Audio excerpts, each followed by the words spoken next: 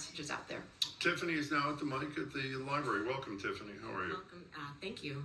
Good morning, Mayor Wu.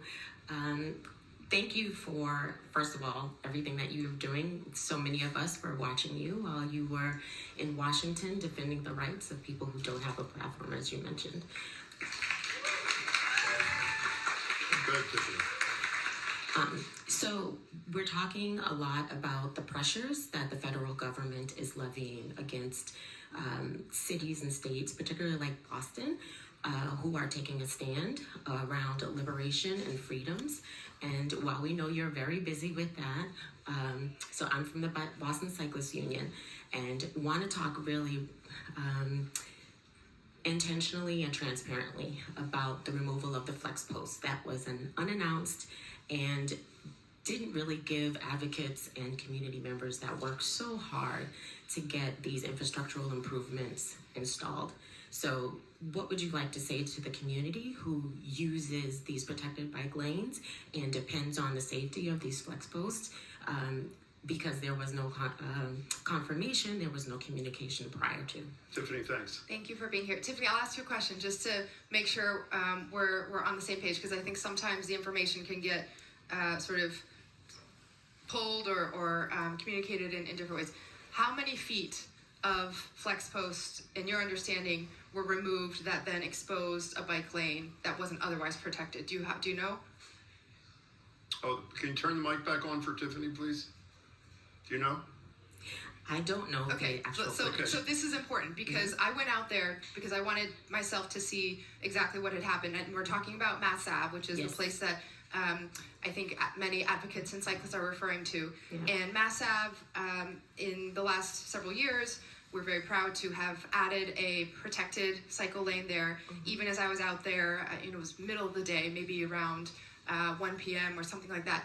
Multiple cyclists using it, very busy, going both directions.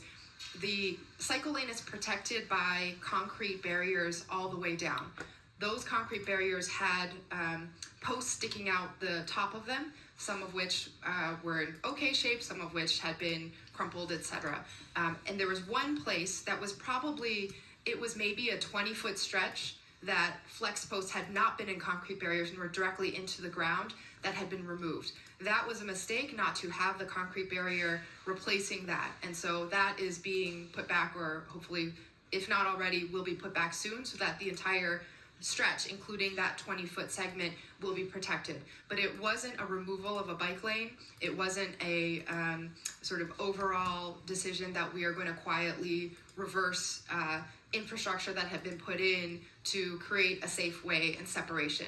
I want to be clear that I have, now do, and always will support bike lanes and separated infrastructure as the safest way for people to get around. We need our roads to work for everyone, for pedestrians, for drivers, and for cyclists.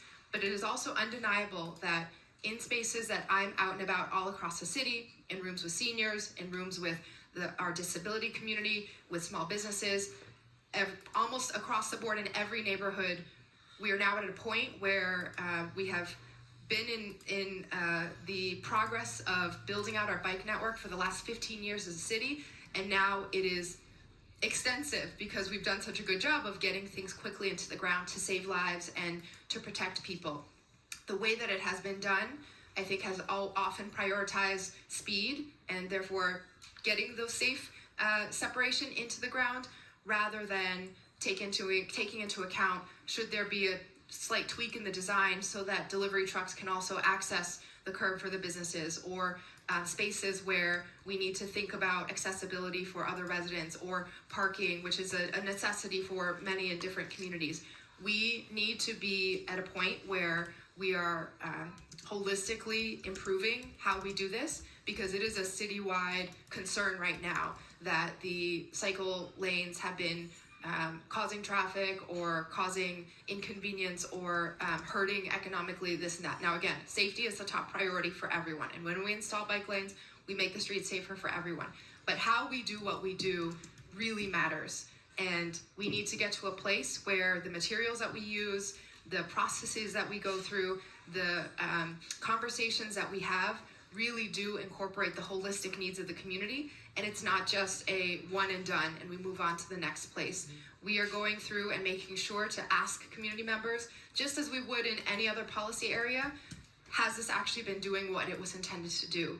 Where it has, let's make that infrastructure permanent. Let's go from Flexposts that can be knocked over and then are like litter on the ground because they get crumpled and messed up. Let's take the resources and build out a sidewalk level separated bike lane like the Southwest Corridor or like different places in the Seaport where even drivers say it just feels so much better.